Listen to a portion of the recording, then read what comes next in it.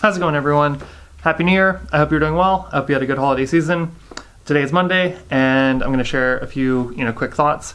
Yesterday, Gregor and I filmed another episode of our longer show that we put on Fridays, and we were talking about goals and goal setting. And I know that, it's the beginning of January. A lot of people are setting New Year's resolutions. Right now, it's effectively the off season for runners and cyclists and triathletes. So a lot of us might be thinking about what we want to shoot for in the coming year.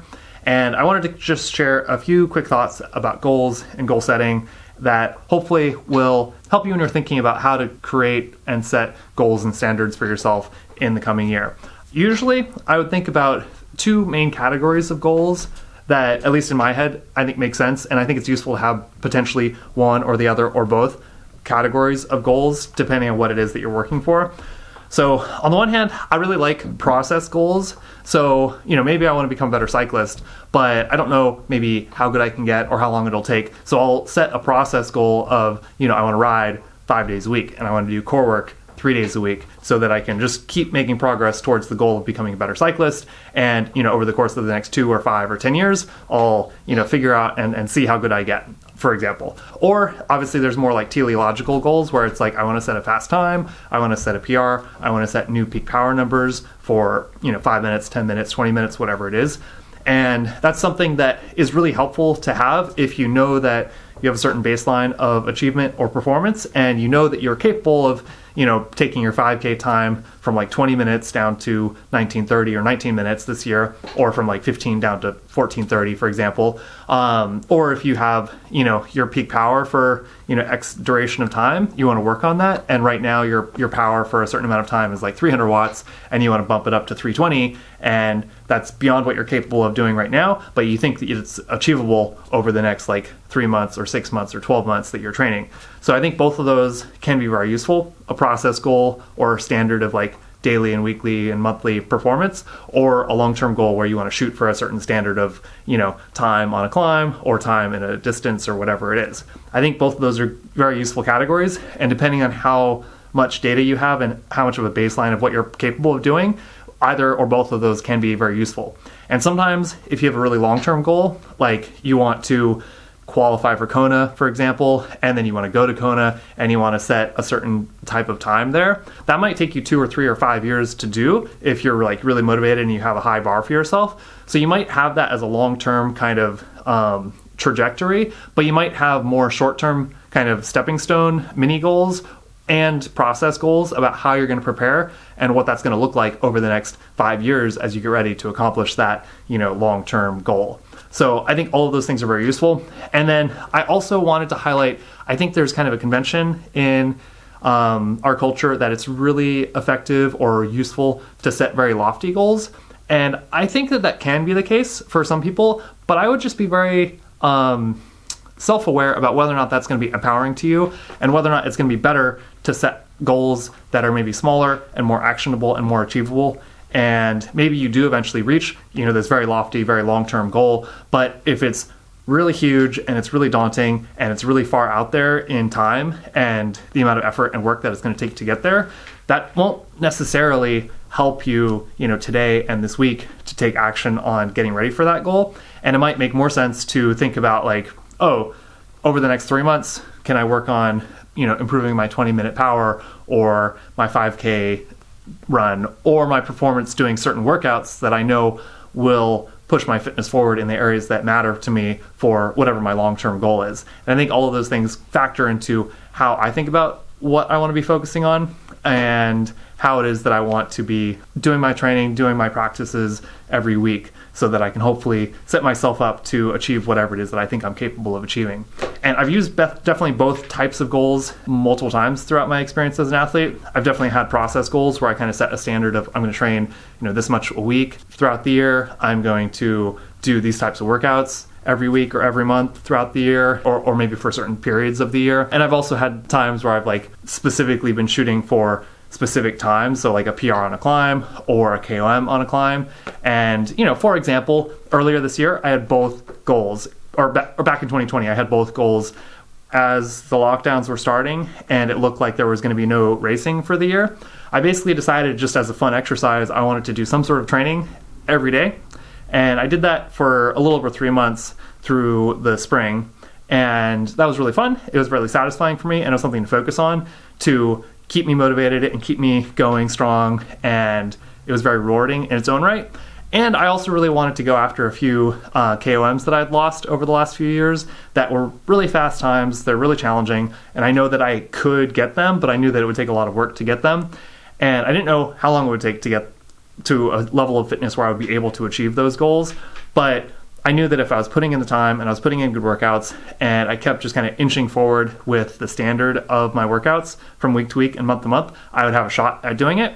And so basically, day to day and week to week, I was just focused on the process of what it was that I was doing and what it was that I knew would work to move my fitness forward in areas that mattered to me. And then, long term, whenever I felt that I was ready, I knew I would go after those KOMs. And, in this particular case, it worked out great. I was stoked that I had over 3 months of training every day. I was either running or cycling at least, 20 to 40 minutes every day, usually longer than that. And when the time came, I made a few attempts at both the Tunnel Road KOM in Berkeley and the Pinehurst KOM just off Redwood Road, which are two of my favorite climbs locally. And I was able to just shave a few seconds off of my previous fast times and jump over the few people that were ahead of me on both of those climbs. And I was really excited to be able to do that. And it was really fun to be able to prove to myself that I was able to reach that standard of performance again, even though I'm getting into my mid 30s and haven't been racing as much in the last few years.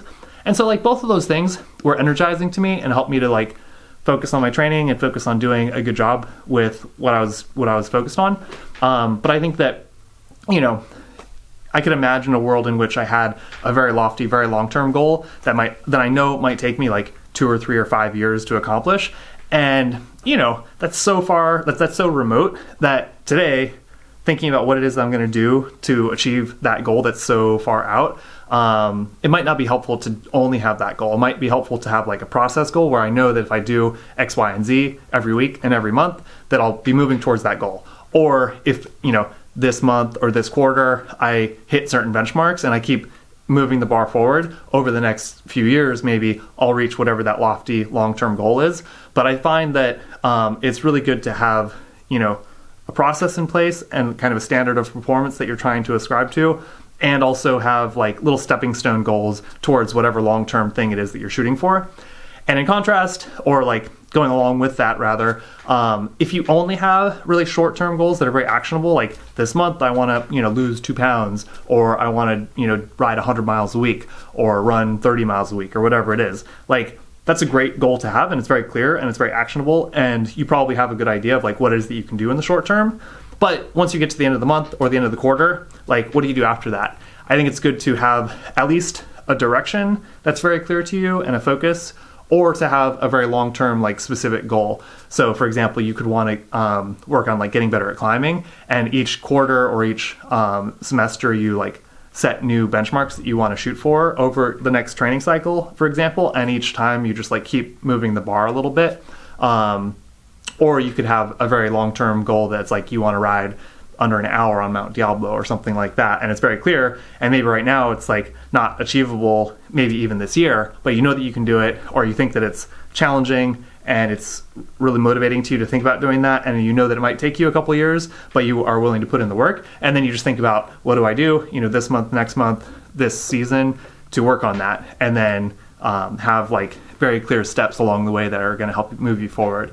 And most of the time, hopefully we can pick goals that are challenging but doable, and hopefully we can achieve those goals.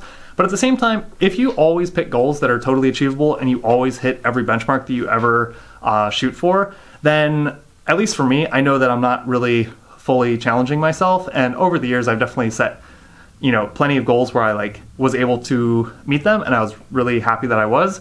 But I've also had times where I was aspiring to achieve a certain level of performance and wasn't quite able to get there. And, at least for me, I think that that's a part of the process. You really want to set things that are challenging for you and motivating for you and exciting, and add richness to your life so that you can hopefully get more out of your experience as an athlete or as a person in other areas of your life. But you don't want it to be easy. You want it to be challenging and rewarding, and just the right balance that's good for you.